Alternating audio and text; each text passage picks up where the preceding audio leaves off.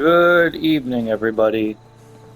Institute Remnant back here with another video.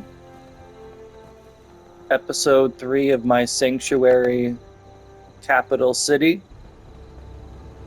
During this episode, I've completed the entire perimeter walls. As I said I would do in the last video, I also updated all of my original buildings to be a lot less janky and more organized. So let's get into the build so far. As you can see, I added a lot more exterior lights the more I built. And apparently I'm under attack. But that can be answered later. But as you can see, I've started to build above all of the houses.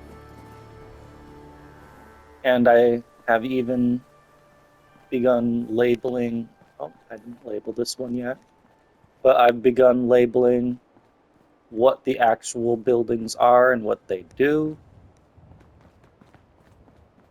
As I said before, I'm going to start labeling the residential quarters, which I have started doing.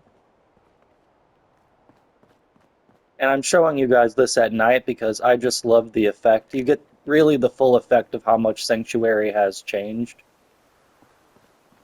Oh, my systems are eager to absorb new data. I find this traveling a breeze. But no, mostly I've been adding a lot more residential quarters. If you see the jump from 1 or 2 to Getting some 6, more target it's practice. because I haven't built over this building and this building yet. And I still haven't built on this empty plot. So that's why it jumped from 2 to 6.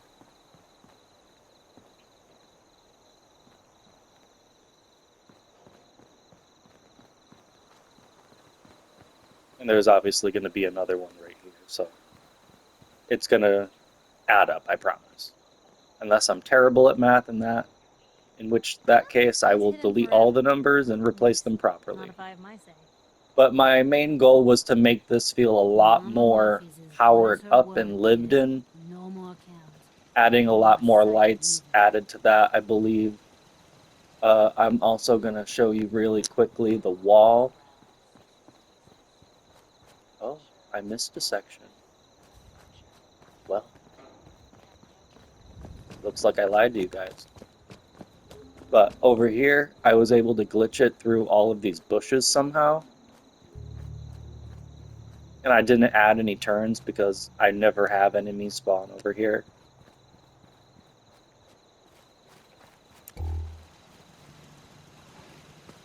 But I was able to keep enough of a gap for people to still come through, which I like.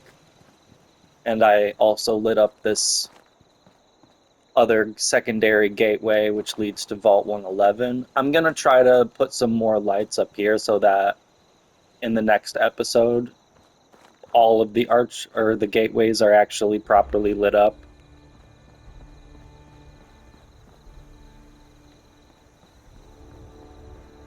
But no, the only reason these two buildings are untouched right now is I keep all of my gear inside of this building.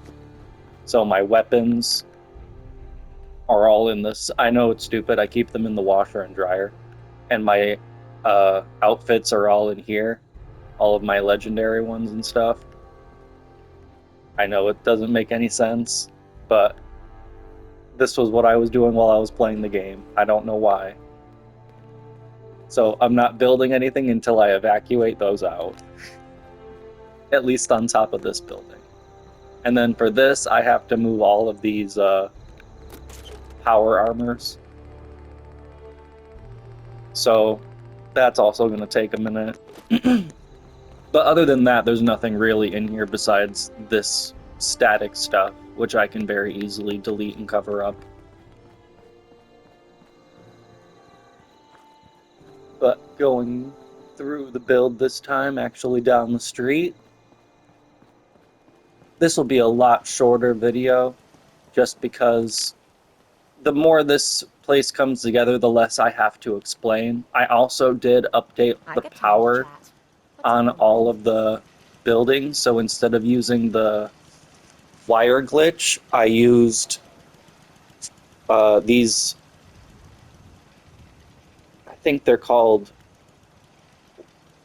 I don't want to mess it up. What are they called? Yeah, a large power pylon. So I basically just was able to somehow build them on the maximum level of each of my buildings, and they just act as power connectors that look more efficient because I didn't like the way the wires drooped by using the glitch in between the buildings. So I thought this looked a little bit more realistic. And maybe I'll go a little bit more detailed and add some boxes to look like power conductors and stuff, like a power junction box up there. But as for right now, I don't really have the need to do that because from this angle on the ground, you can't even see up there. You can only really see kind of the tips of the pylon, so I'm okay with it. And obviously, I updated all of these buildings so that they are far less janky, which I am so satisfied with. Oh, I am walking into a bush. But as you can see, they are a lot more controlled, a lot more contained. They're not all over the place and jetting out at weird angles. This one I can't help just because of the build of it. Maybe I could back this up a little bit so that it could not be so far out over here, but we'll see what I do in the next episode. The way I see it. But I'll take you guys through this one since this is one of the newer residences that I built. Look like I want to chit chat. As I said before, I'm doing all of the inside decorations at the very end, just because I like to build the actual bare bones of everything first, but I want to have people living here. So this is obviously going to be a 2-bedroom room. Obviously someone is getting the larger room, someone's getting the smaller room. And I did this not out of need or want, I should say. I definitely needed more rooms, but I wanted them to be a little bit more equal, and I don't know why I didn't make it like this down below. So maybe I'll fix that as well in the next build so that the rooms are a little bit more equalized and they're not obnoxiously disproportionate. But it was a good way to add 4 rooms instead of just, 3 per building, which is a little obnoxious, I must say. But I like the idea because the further in you get, it seems like the more exclusive and nicer it gets, so I like that. Closing up this door to my reactor. Yeah, and I was also able to get this to glitch all the way through here, which I'm very, very happy with. Hi, buddy.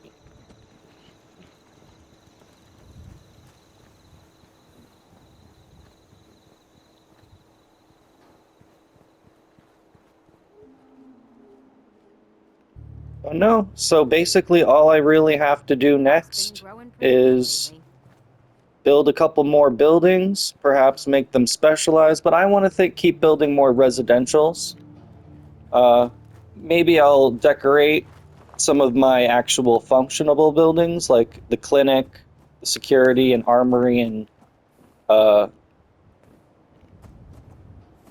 this word always escapes me. Yeah. Contraband. Jeez. Oi.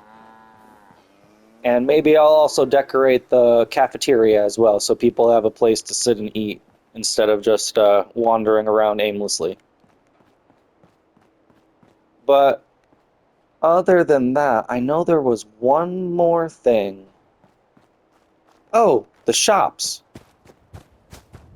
I set up the actual shops using the pillar glitch so that no one actually comes by, but in my headcanon, so that when caravans come by, they can stop and get supplies, upgrade their weapons and armor. And I like it because I was able to actually glitch the Overseer Vault rooms through this little garage shack on the outside of the first house in Sanctuary, and everything works. And I don't know for the life of me how I did it, but it works. Everything's functionable.